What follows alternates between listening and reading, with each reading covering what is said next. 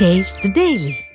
நயினார் நாகேந்திரன் தொடர்புடையவர்களிடம் 4 கோடி ரூபாய் பணம் பறிமுதல் செய்யப்பட்டதை தொடர்ந்து அவரை நெல்லை தொகுதி வேட்பாளர் பட்டியலிலிருந்து தகுதி நீக்கம் செய்ய திமுக வலியுறுத்தியுள்ளது. இதற்கிடையே இந்த விவகாரத்தில் கைது செய்யப்பட்ட மூவரும் நிபந்தனை ஜாமீனில் விடுதலை செய்யப்பட்டுள்ளனர். சென்னை எழும்பூரிலிருந்து புறப்பட்டு சென்ற நெல்லை விரைவு ரயில் தாம்பரம் ரயில் நிலையத்தில் நின்றபோது பறக்கும் படை அதிகாரிகள் திடீரென சோதனை நடத்தினர். அதில் சந்தேகத்திற்கு இடமான வகையில் பயணித்த 3 பேரை பிடித்து விசாரித்ததில் அவர்களிடம் 4 கோடி ரூபாய் இருப்பது தெரியவந்தது. அதில் சதீஷ் என்பவரிடம் விசாரித்த போது நெல்லை பாஜக வேட்பாளர் நயினார் நாகேந்திரனுக்கு சொந்தமான விடுதியின் மேலாளர் என கூறினார். அவர்கள் கொண்டு வந்த பணத்திற்கு உரிய ஆவணங்கள் ஏதும் இல்லாததால் அதனை பறிமுதல் செய்த தேர்தல் பறக்கும் படையினர் அவர்களை கைது செய்தனர். இது தொடர்பாக நயினார் நாகேந்திரனுக்கு சொந்தமாக சென்னையில் உள்ள விடுதியில் தேர்தல் பறக்கும் படையினர் சோதனை நடத்தினர். மேலும் சென்னை சாலை கிராமத்தில் உள்ள அவரது உறவினர் முருகன் என்பவரது வீட்டிலும் ஆய்வு செய்தனர்.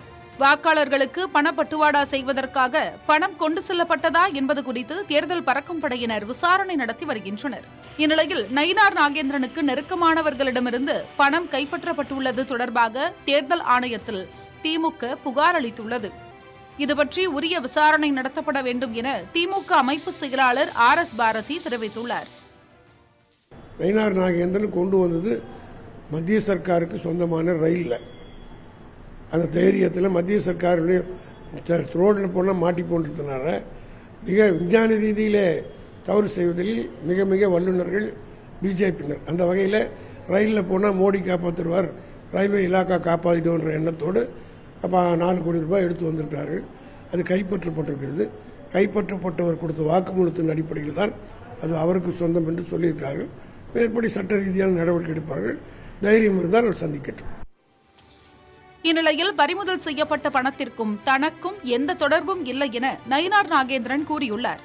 திமுக தன்னை டார்கெட் செய்வதாகவும் தனக்கு நெருக்கடி கொடுக்க வேண்டும் என்ற நிலையிலேயே இதுபோன்ற தகவல்கள் வருவதாகவும் அவர் குற்றம் சாட்டியுள்ளார்.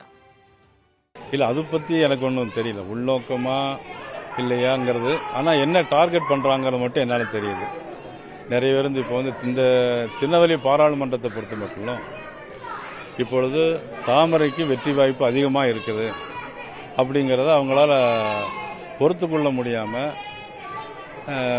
திமுக அரசாங்கம், ஆளுங்கட்சி அரசாங்கம் பல்வேறு நடவடிக்கைகளை எடுத்துட்டு இருக்காங்க. இதனிடையே 4 கோடி ரூபாய் பணம் பறிமுதல் செய்யப்பட்டது தொடர்பான அனைத்து தகவலும் வருமான வரித்துறையிடம் ஒப்படைத்துள்ளதாக தமிழக தலைமை தேர்தல் அதிகாரி சத்யபிரதா சாஹூ தெரிவித்துள்ளார். வருமான வரித்துறையினர் உரிய விசாரணை நடத்துவார்கள் என்றும் சத்யபிரதா சாஹூ விளக்கம் அளித்துள்ளார். Taste the Daily.